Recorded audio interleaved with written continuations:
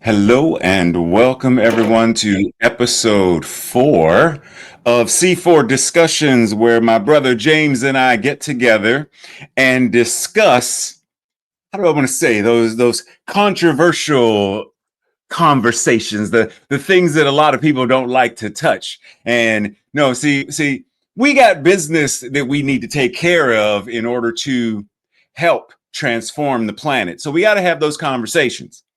And today, woo, y'all might want to buckle up because today is one of those conversations.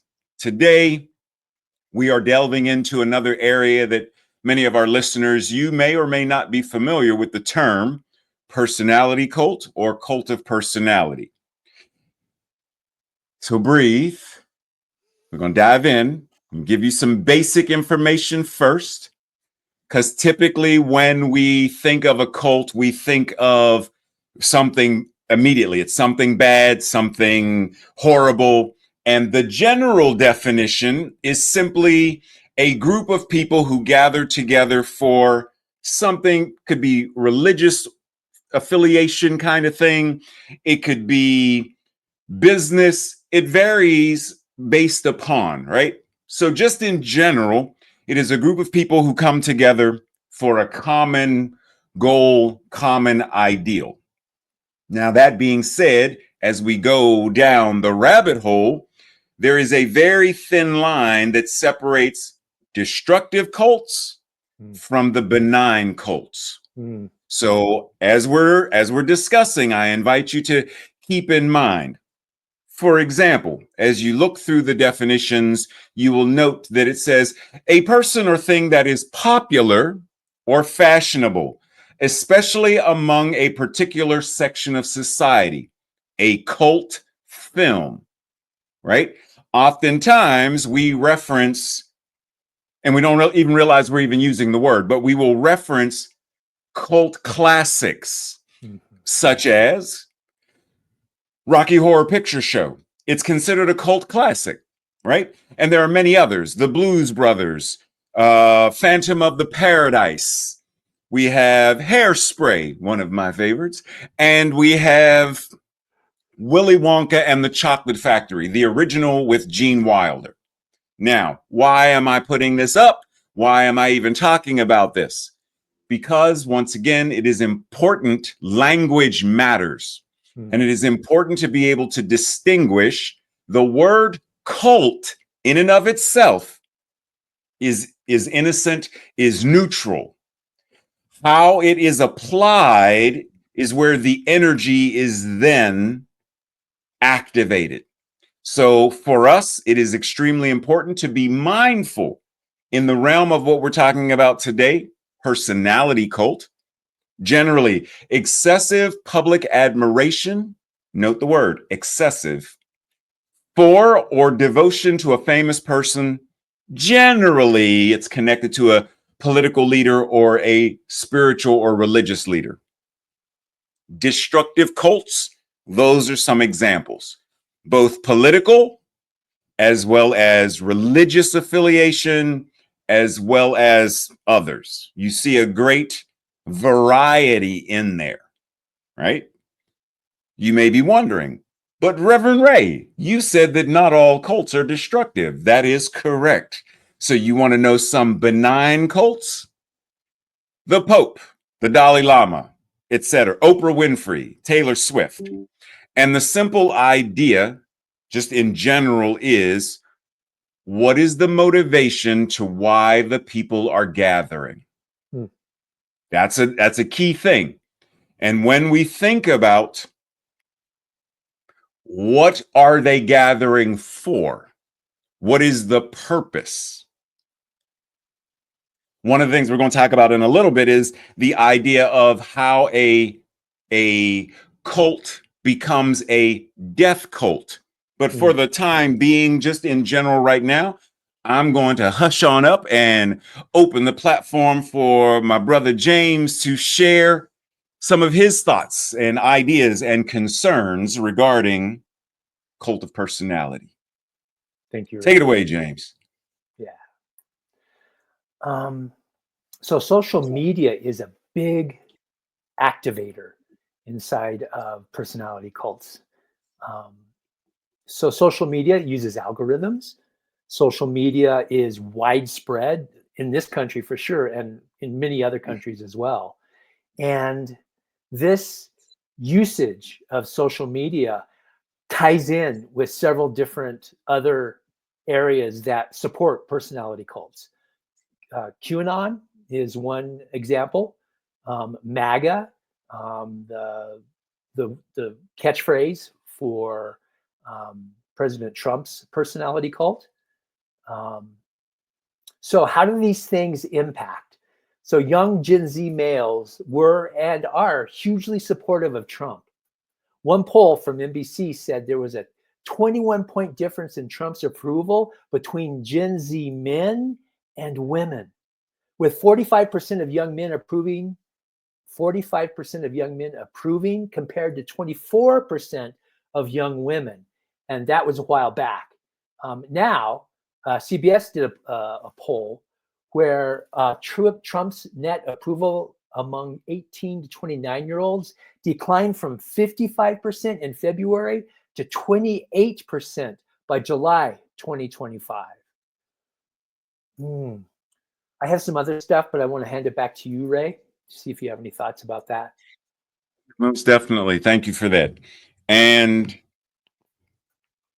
I think that's one of the most interesting aspects of this idea of cult of personality, personality cult, which, just for the sake of added clarity, a cult of personality is a type of personality cult, which is based on a political leader and is designed to enforce power, magnify their ideology, and to legitimize the rule of whatever the entity is, whether it's the government, whether it's a church, etc. So just so we may use the terms interchangeably, just so we're all on the same page. But someone years ago, I can't remember exactly when, but one of the members of our center was talking about cults. And she mentioned in a Wednesday night discussion group, no one joins a cult. And everybody in the group paused. You join a group to belong. You attend this thing because it's offering you something. And then once you're in it, you now become indoctrinated by it.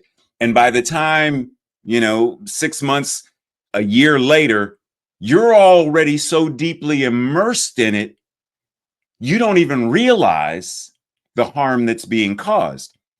And in reference to social media, the number of young people who base their entire identity, the quality of their life, the worth of their lives, etc., on how social media reflects them and how they are connected to whomever in social media world, the influencers. Social media in many instances has become, in this instance, it's a church, it's a building, it's a particular political affiliation. There's the structure of it. For many, it's the internet. It's the social media web of the energy of that ensnares them, causes them to relinquish. Because if you're doom scrolling, how much energy is going into like, share, repost. Oh wow, what did such and such say? Oh wow, James, look, Taylor Swift clicked like on my what? Yeah, no, breathe. And so the moment you are in that space, you're caught. And as you said, the algorithms are designed to give you the hit of that chemical oxytocin, the heroin-like effect of, and then there's the euphoria, which leads you even further down the tunnel where you acquiesce to whatever the algorithm is now feeding you. Yeah. So the algorithm, the AI of the algorithm for many has become the cult leader. Wow. Well said. Wow. Yeah. Whew. Yeah, there's a lot there for me about that one. Mm-hmm. I mean, It's a this big, is this. Yeah, go ahead, finish it because that's what I was just getting ready to say. yeah, it's a big deal in our culture right now. It's a Mm-hmm. huge impactor. It's a huge guide. It's a force that Mm-hmm. is pushing a lot of people. How many people do you know walk around with their phone constantly? I do. You know, I have special pockets in different pants where the phone lives. Yeah. So yeah, the algorithm piece is extraordinarily important inside this conversation called personality cults, specifically MAGA. Um, Mm-hmm. yeah, one of the pieces is that it's sneaky.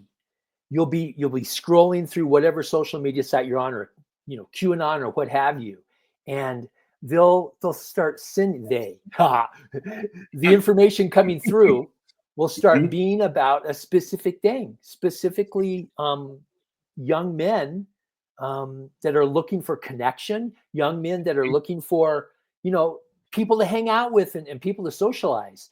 Quite often, as they're looking, what starts happening is personality cult um, these personality cult structures start being fed to them.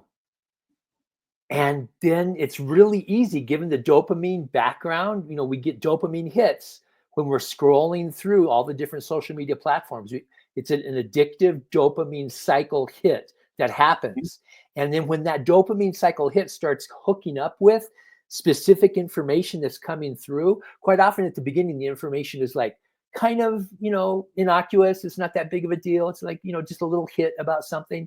And then as people continue on that road, continue down that path, down that rabbit hole, the information starts getting more and more and more intense. And that dopamine hit and the information getting more and more intense, from my perspective, this is my opinion and the research that I've done, people become addicted to the specific structure, whether it's QAnon or MAGA or what have you.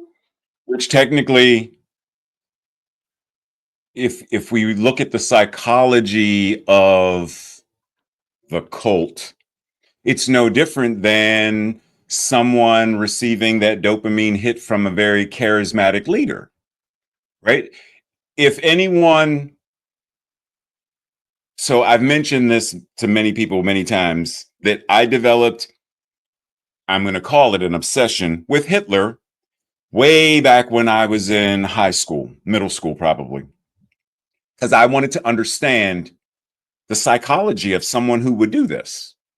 So I watched documentaries, read books, all kinds of stuff.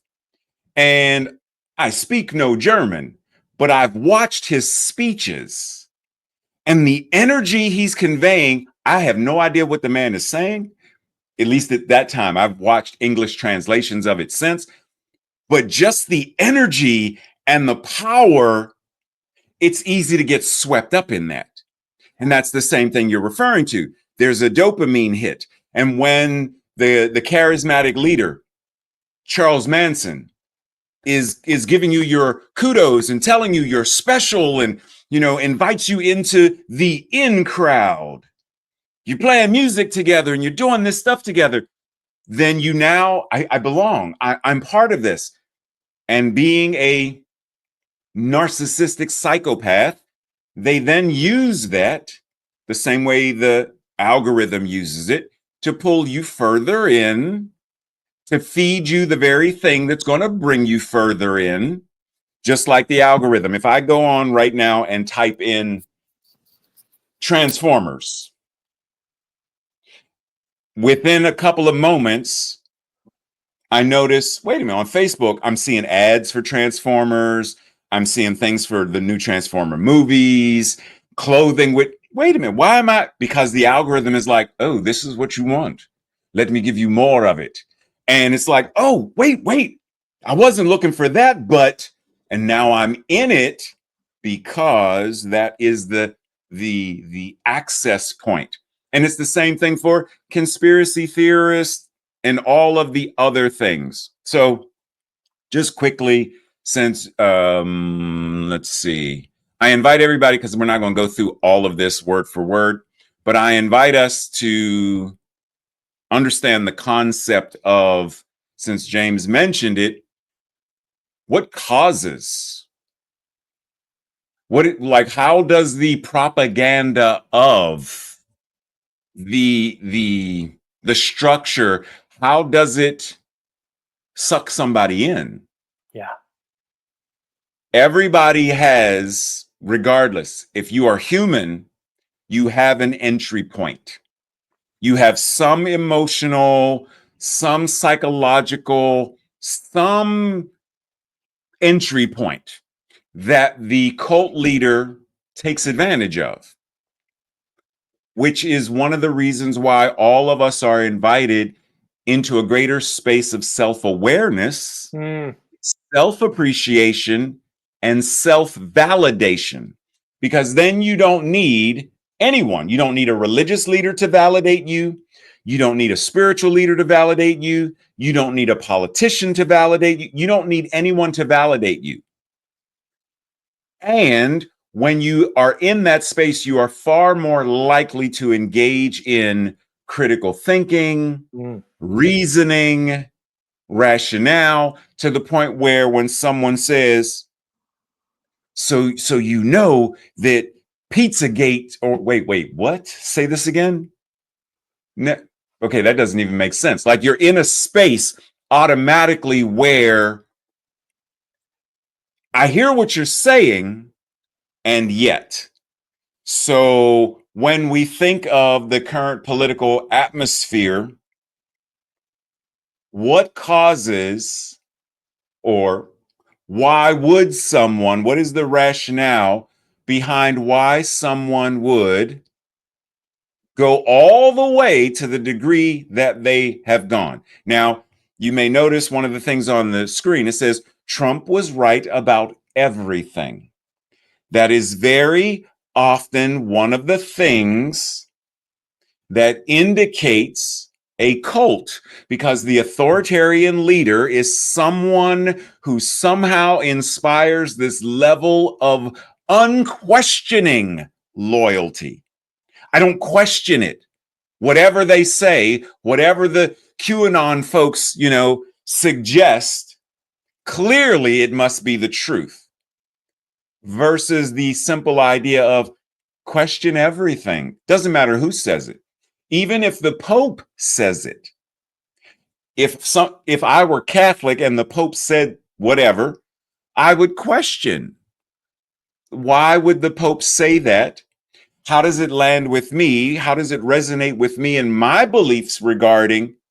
Question everything, versus simply taking it as though it's some form of gospel, right? No personality should be on a pedestal, because the moment you put whoever that is on the pedestal, everyone else is now less than, at a lower position than, which means we now have to look up to them, versus looking them directly in the eye at eye level, because they are no different than us. They are not more special than us.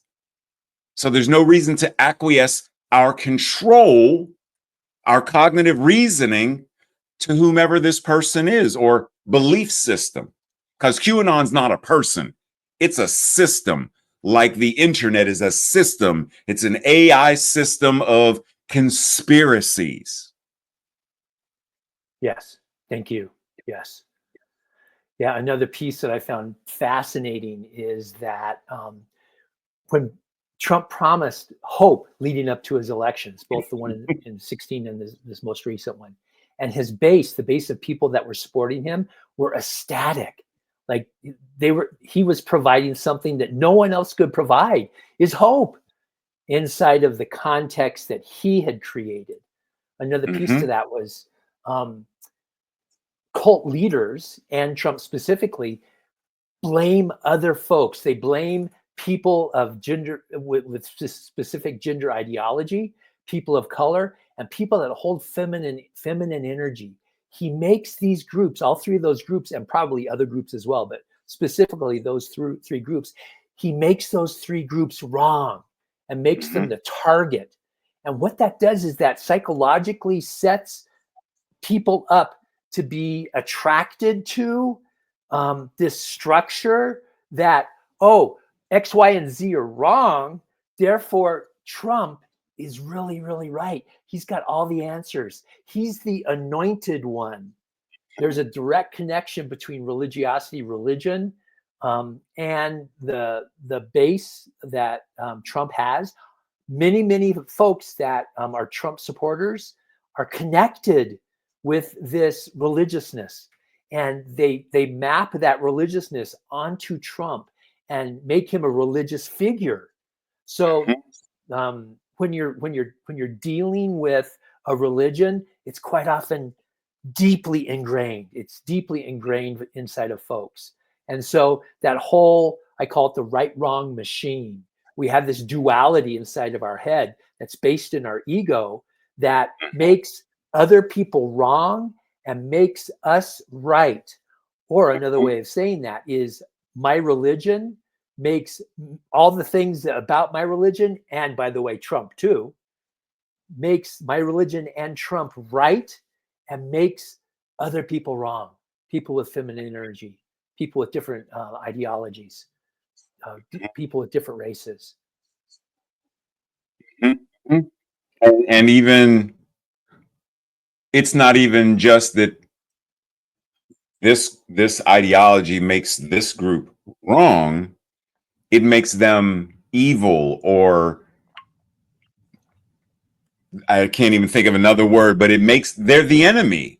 And the enemy must be eliminated, which is why Hitler was so extreme in the final answer, the final solution, which for him was mass genocide. This idea that when you start to vilify any group and you get ridiculous to the degree where now you are making things, and this is where the danger of misinformation, disinformation, and malinformation. Because if you don't have critical thinking skills and cognitive dissonance is your default setting, it's easy to dismiss, well, they're eating people's dogs. They're eating the dogs and the cats. And rather than, wait, what? Or what's currently happening right now in DC and threats that it will happen in places like Baltimore and others, interestingly enough, where Black mayors are in charge, but nonetheless, violent crime is on the rise, even though all of the statistics say it's actually at an all-time low. But when cognitive dissonance and the inability to reason, because the personality matters more than truth. I'm going to say that again for you. The personality, the icon of the ideology, they matter more than the actual truth. Let that really sink in, because when we look at people like David Koresh, who said the government is the enemy. Now, note, we gathered together as a Christian organization because we believed in Christianity this way. Yes. However, they're the enemy, and sooner or later they're going to come for us because we pose a threat. We need to get guns. We need to stockpile. We need to be ready for Armageddon.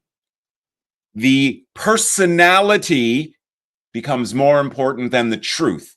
And the moment they have you cycled in, then they can upgrade it to, oh, and by the way, I am the next incarnation of the Messiah.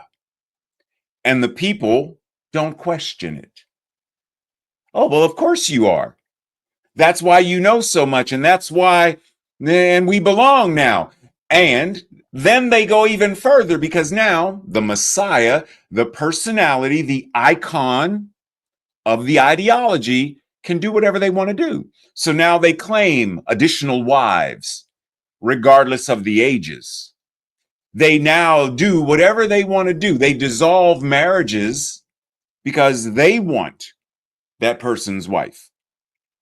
In our community, I, as the Messiah, I am the final word on. So I dissolve all marriages, and all must come unto me, your Messiah.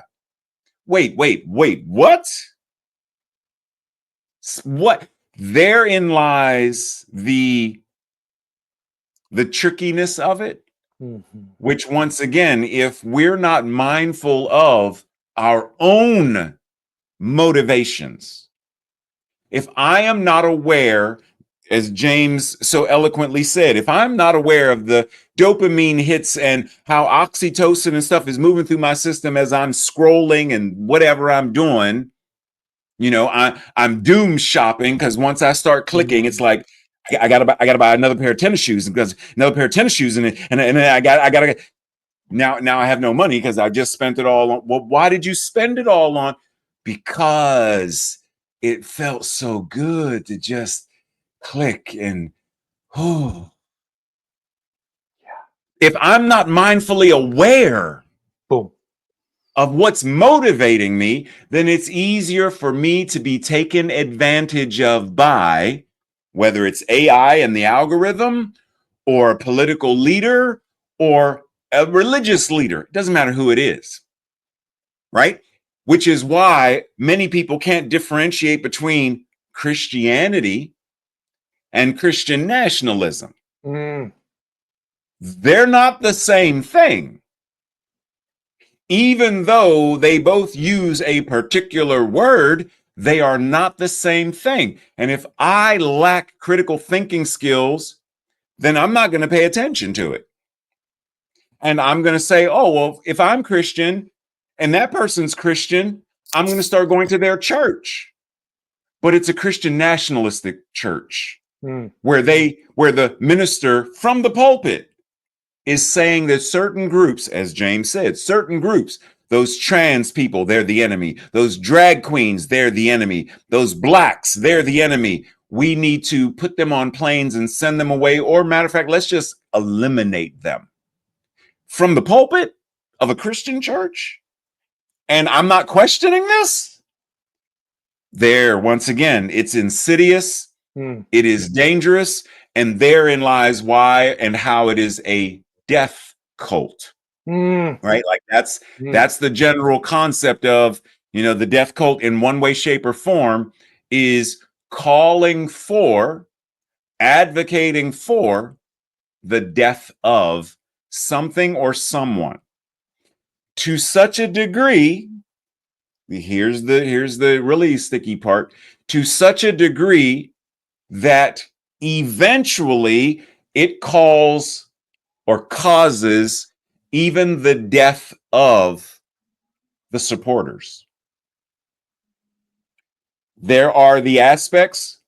Hitler wasn't asking the Nazis to, but eventually cyanide capsules, and they took their own lives. Marshall Applewhite, Heaven's Gate, we need to ascend. Mass suicide. Jim Jones, mass suicide. Well, that was the furthest thing from what they were talking about initially. But that is why the whole concept of the death cult is so dangerous, because it's going to call forth the hurt and the harm of any of those groups that James mentioned. We want them eliminated. Get them out of the military. They're causing harm. And we're not going to just get them out of the military. We're not going to give them the benefits that they earned because we don't care. We're going to get rid of Medicaid, but you know how many people that's going to affect, and people are going to die. Well, we're all going to die at some point. Why would a politician say that? Because of the cult of personality, because it's a death cult, because they are obsessed with the concept and the energy to such a degree they don't care. Yeah. Yeah. Thank you. Yeah. You just said obsessed. I'm going to say addicted as well. It feels like they're both accurate, obsession and addiction. In this day and age, with the dopamine hits that people get from social media, doom scrolling, like you said, the dopamine hits, that stuff's addictive. And tied in with the cult energy that's happening and that addiction, when they come together, I think it's even more powerful than any of the cults in the past. That's my personal opinion. Is like we have double challenge here. It's not only a personality cult and a death cult. We have addictive behavior that is being, I'm going to just do it this way, rammed down our throat. You know, if you use that social media platform at all, you're going to have tendencies to become addicted to it. You're going to have tendencies to become obsessed with it. And then that obsession and addiction ties into the information that's coming at you. Specifically, what we're talking about here is these personality cults of MAGA and QAnon. So I really wanted to reinforce that, is that we have some new addiction energy thrown into the mix here with all of these personality cult challenges that are happening. Also, you pointed to this earlier, is that quite often people who might not be as cognitively aware is one way of saying that. You spoke about cognitive dissonance, cognitive awareness, where we can actually observe ourselves and witness ourselves as we're doom scrolling. If let's use myself as an example, I use social media a lot, and sometimes I'll get to a point, something will happen.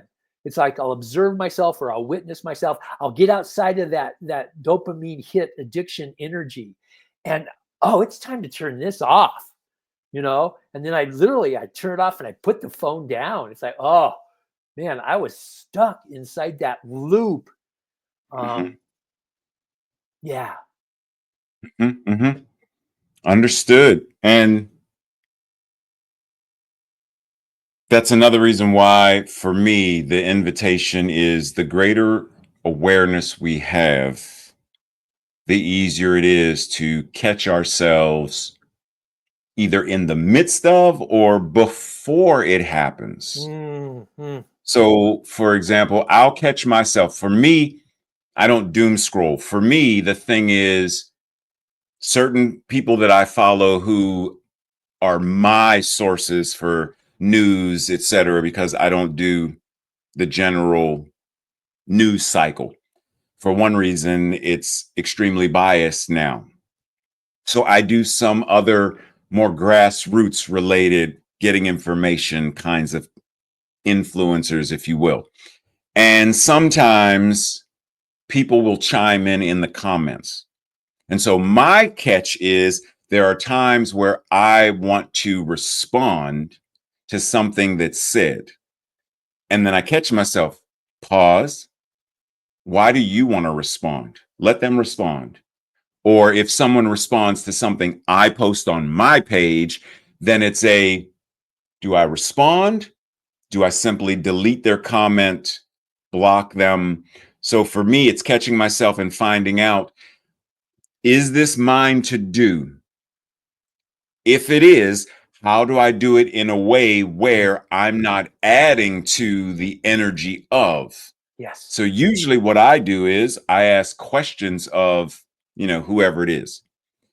And in asking questions, occasionally I have had people say, I never thought of it that way. Thank you for not just, being a talking head and doing what other people do. Thank you for actually having a civil conversation.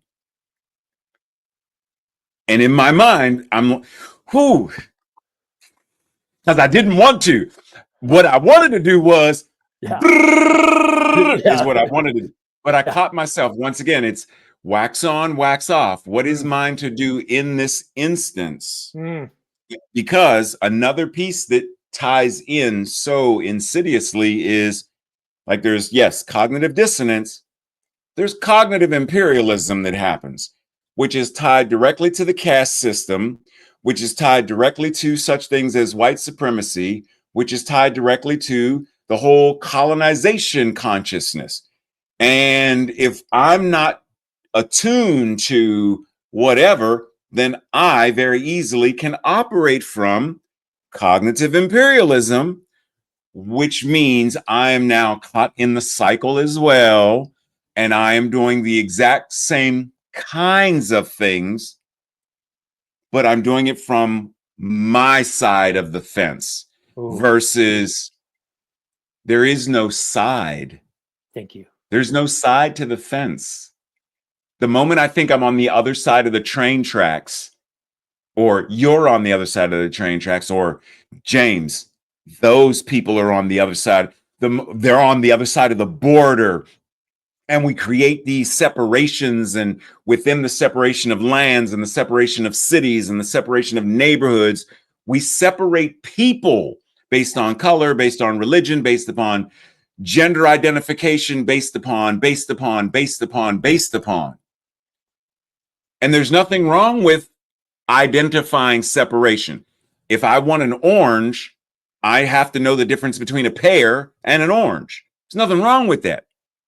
But when I get caught up in the labels to such a degree that now it's, oh, pears are, not only are they bad, they're evil. We should get rid of all pear trees so they never grow again.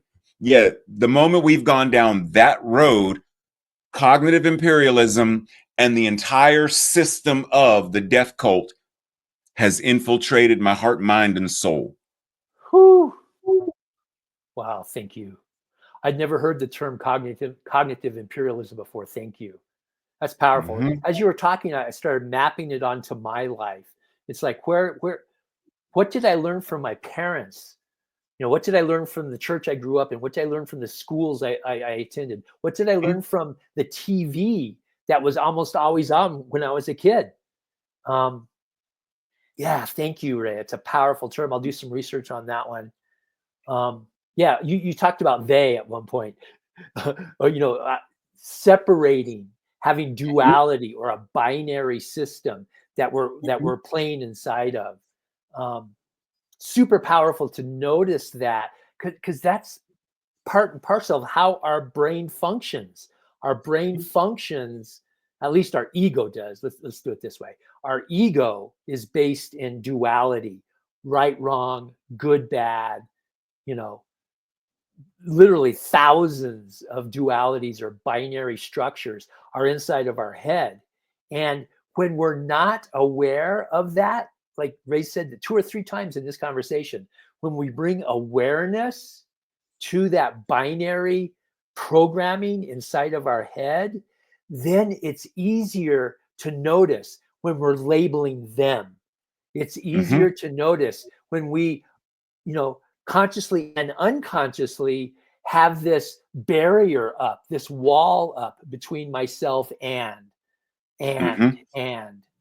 So, yeah, super powerful, super important to be able to notice when we're using that binary structure, that duality structure that's hardwired in our head, and stop and take a breath. The way Ray says it, pause.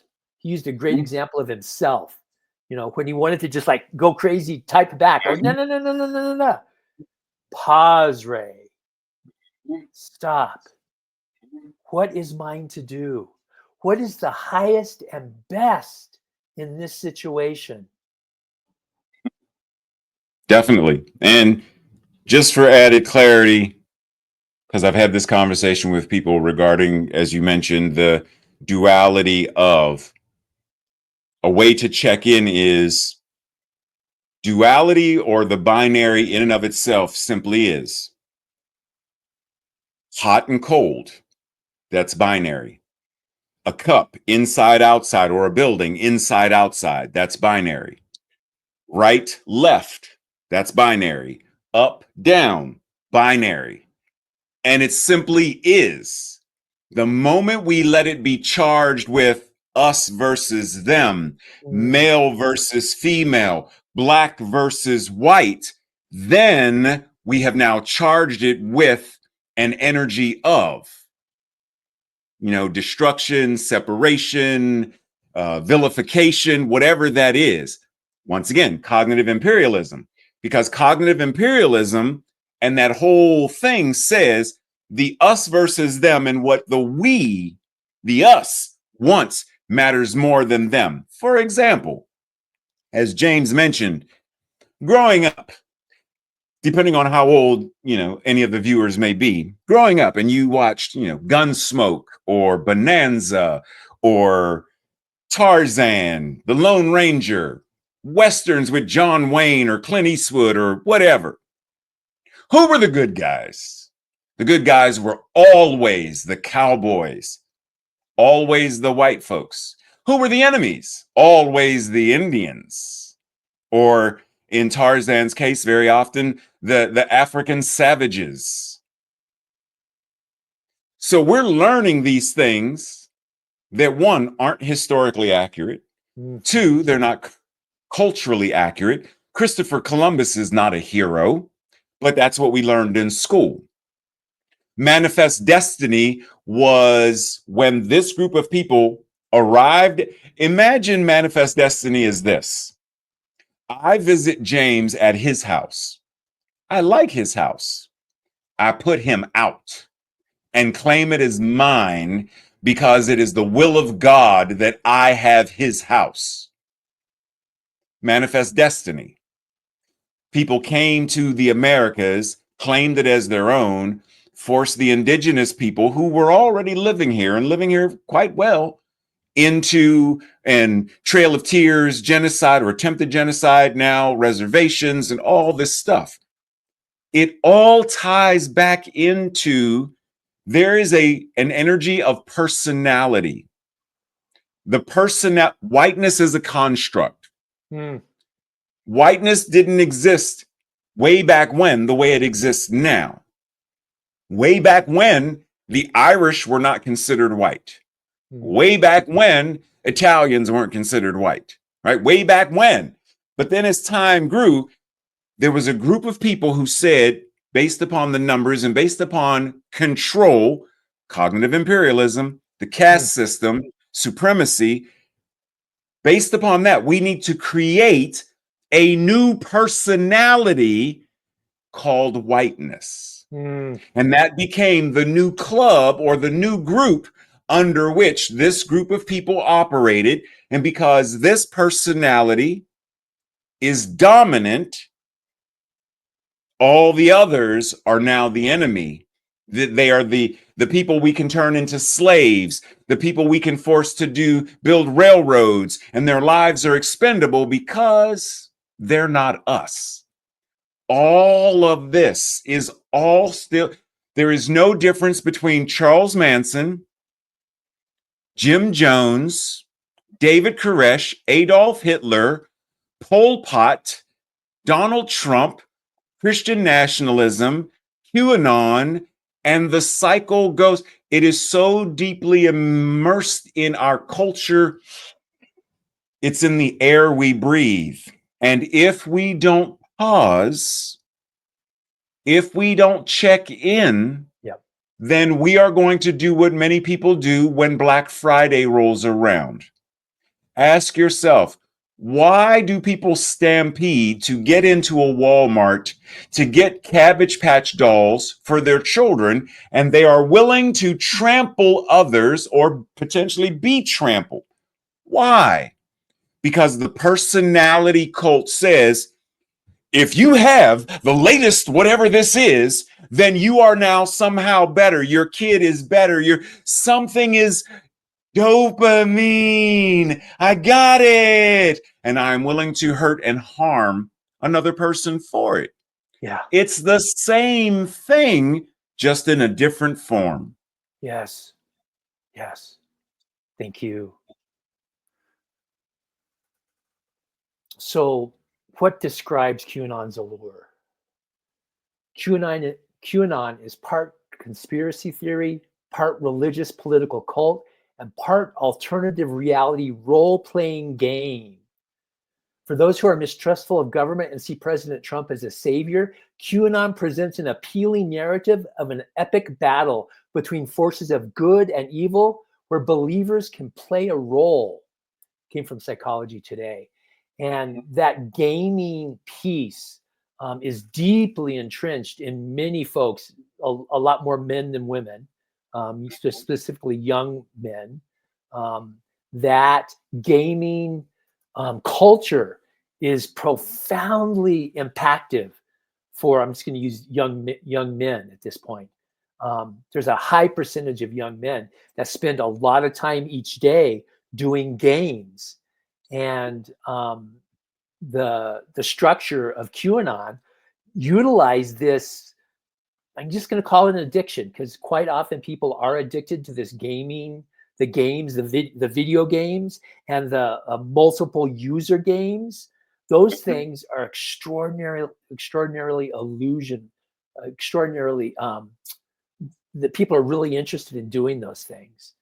So that's one of the pieces of the personality cult piece. One of the pieces of the personality cult that was utilized and still is utilized is that gaming addiction energy.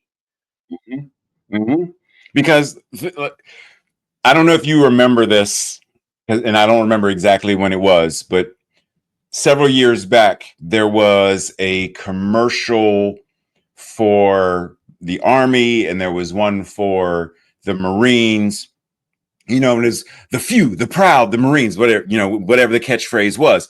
But it was someone being forged as this epic soldier who was. Gaming culture does the same thing. Yeah. I get to be the superhero. I get to be the hero. I get to be stronger in this fake world than I feel in the real world. So this gives me an outlet.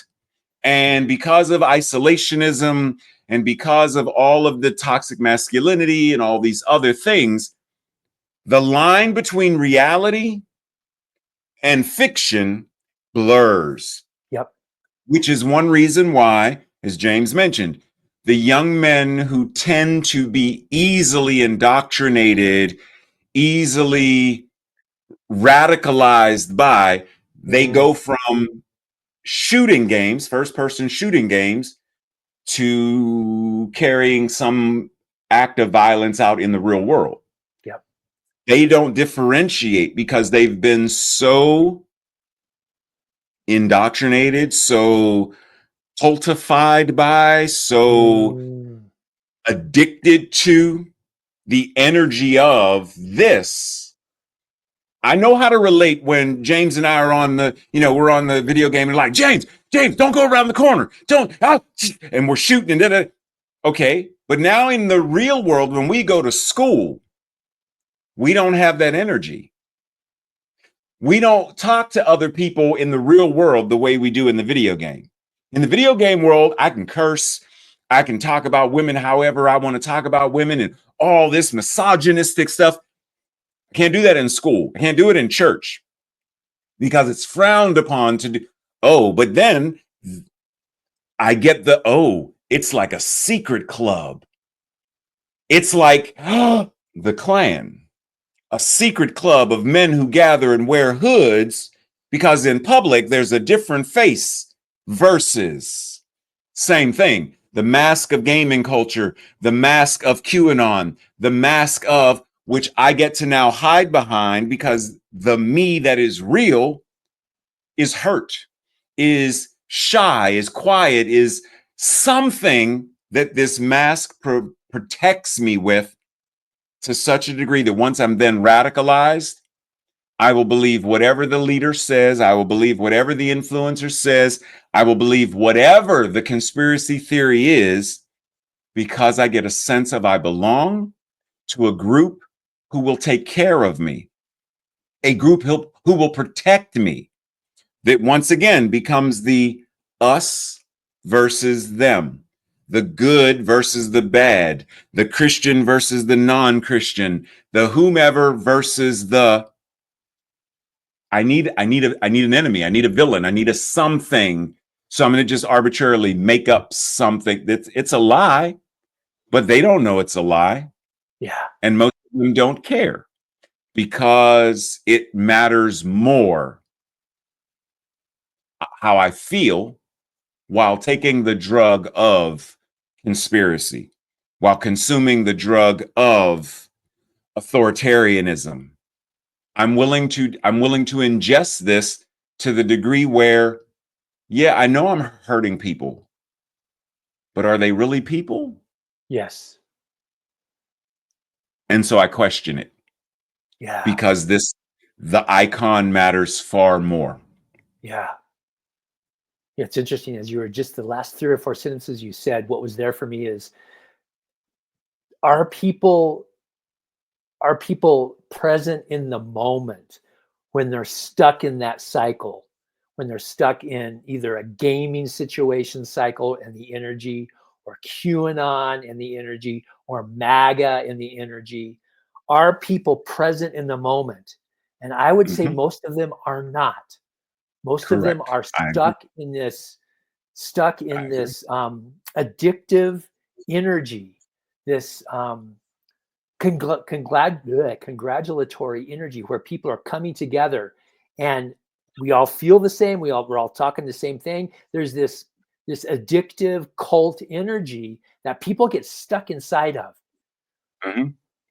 So Mhm. one possibility, and we've touched on this 2 or 3 times, one possibility is to, one, notice that there is some sort of funky energy going on. Two, after you notice it, start making different choices. Start putting the phone down. Start asking people outside of this cult circle. Start asking other people out, maybe it's a lady who's not stuck inside or whatever. That's kind of a bad example because there's a lot of ladies that are stuck inside the cult energy too. Mhm. Anyway, start getting energy and information from outside of this little tiny world called the cult, this little tiny world called the video game, this little tiny world called QAnon or MAGA or what have you. And then there's a possibility to shift out of it. There's a possibility to notice the harm. Many people, when they're stuck inside that cult energy, that addictive energy, they do not notice that what they're doing and what the structure is doing is harmful, is actually creating structures to harm and kill other people, women, Mhm. people of color, people of different genders. So there was an attack on our Capitol that Trump started. He started it with his social media platform, and he called people to come and attack the Capitol. And the MAGA folks were on board. You had a slide earlier where there was this guy with a helmet with horns Mhm. and a furry helmet, and he had a Q on his chest. Mhm. Um, that call to arms that is based in addiction and cult energy and harming others is powerfully disruptive, powerfully destructive. Yeah, 100%. And so as we're prepping to wrap up, as James introduced the idea, checking in to ask ourselves, what groups do I belong to? Who are my friends? If we were to ask you, who are the people that you feel connected to? Wherever that is, right? So my grandson is playing football. So one group of his friends are the friends from the football team. There's the other group of, well, there's these friends and there's the skateboarding friends, and they're not always the same intermix of friends. So you ask yourself, who are my people? What groups do I belong to? Do I go to church? Am I affiliated with anything spiritual or religious? Like, what is it? Who do I listen to? What musician or artist or actor do I follow on social media? Ask yourself, who are these people?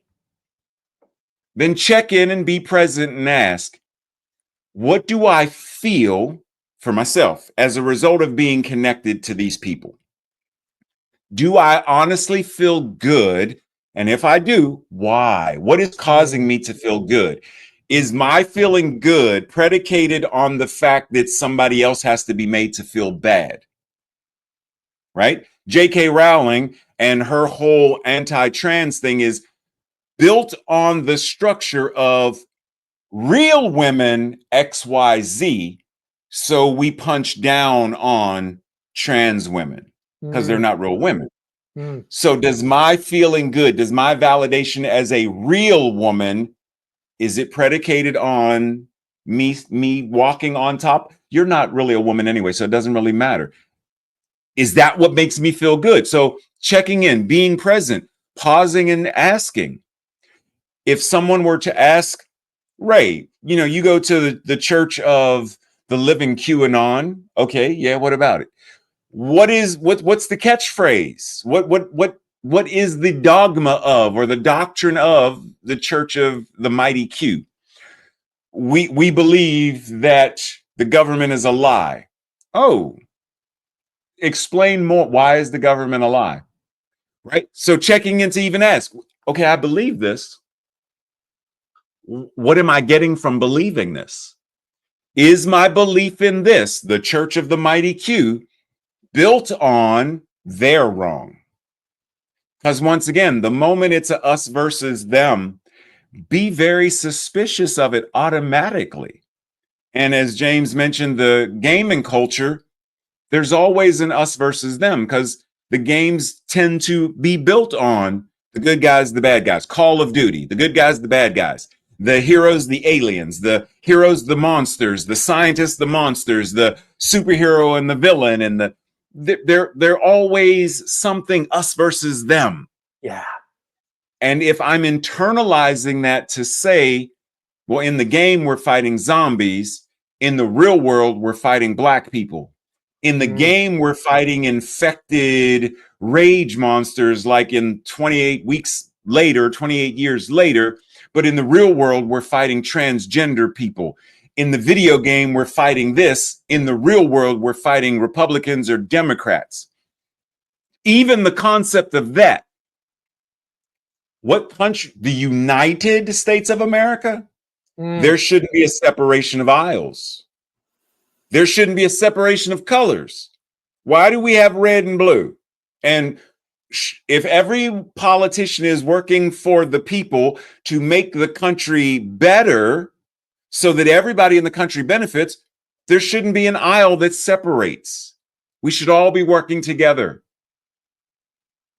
So even that, checking in and asking, whatever it is I believe, even in my political party, am I willing to surrender the idea of us versus them in order to find the space of we're all in this together? mm. If we're all living in the same house and I set the house on fire, it's going to hurt everybody in the house. I'm not going to set the house on fire like, I want James to be hurt. Don't you live in the house too? Yes. But you're setting your own house on fire. Yeah, but he's going to suffer. So are you. Yeah, so what? Wait, that makes no sense. That's Yes. precisely where we are. We are burning the house down while we are all in it. Yes. So check in, ask yourself, think critically, pause before, just check in. Thank you. Thank you. Whew. So, one last piece for me. It takes prosecution and conviction to deflate the personality cults. One of the things that's going on right now is the Jeffrey Epstein information, and Trump wanted to put that out in the public. He wanted all of it to be available, and a judge said, "No, that ain't going to happen. We're going to keep it sealed or whatever." One of the things that Trump does inside this us versus them is he brings in distraction after distraction after distraction. He wants to build a $200 million dance hall in the White House. That's a distraction. These Epstein files, that's a distraction. Here's the thing, those Epstein files could be gasoline for Trump. They could be one of the ways that he can get convicted. And he's trying everything he knows how to do to keep that conviction from happening, to keep his past deeds undercover. So big time inside of what you said, Ray, about us versus them. That's one of the tools that Trump utilizes, that us versus them. They're wrong. Here's a distraction. That he constantly adds fuel to the fire about us versus them, instead of honoring what the United States has been for over 200 years. There's bits and pieces of the United States Constitution that don't work. And there's bits and pieces of the Constitution that provide a high consciousness, high value structure piece for people to step into. And many of the presidents in the United States have had challenges, and many of the presidents in the past have furthered those constitutional values of high consciousness, those constitutional values of we're all together. This is a we conversation. It's not an I conversation. And a key point, precisely that, a key point for people as you're pausing and checking in is whoever the icon is, do they ever admit when they're wrong? If they are never wrong, they never apologize. For example, years ago, Trump took out a full page ad asking for or demanding the execution of 5 young African-American men, boys. They were children at the time. And years later, they were exonerated. He's not once said, and matter of fact, he still doubled down at one point when asked, he said, well, I'm sure they're guilty of something. Is the icon willing to say, yeah, I was wrong on that? Or I apologize for this? Are they taking accountability? If they are not, that is a clear sign that it's a personality, like a clear, all humans make mistakes. Yes. And for someone to not be willing to admit it and to deflect, as James said, to distract, look over here while I, pickpocket you over here. Be mindful. It's as simple as that. Be mindful and be willing to, do your due diligence like Sherlock Holmes and ask questions of, if you said you were going to save the Americans money because Washington was too much waste, then why are you using $250 million of taxpayer money to build a ballroom that's not necessary when that money could go to Medicaid for families and children who need medical care? Ask those questions that make more sense rather than being distracted by the glitz of. Thank you. And so, as you see, we tend to end with some resources. So, as always, feel free to either reach out for the PowerPoint, reach out for more information, reach out if you have questions, if you have topics that you would like James and I to cover, feel free to reach out. Feel free to engage in the conversation with us, and just know that we're just at the tip of the iceberg. Yes, we Just are. the tip of the iceberg. So, any final comments, James? No, I'm done. Thank you. Then I will simply close with thank you all for joining us. We look forward to you joining us for episode 5. Unsure what exactly it's going to be, but stay tuned, because at some point, not sure when, but just as a teaser, at some point we are going to talk about the concept of what it means to be a public mystic.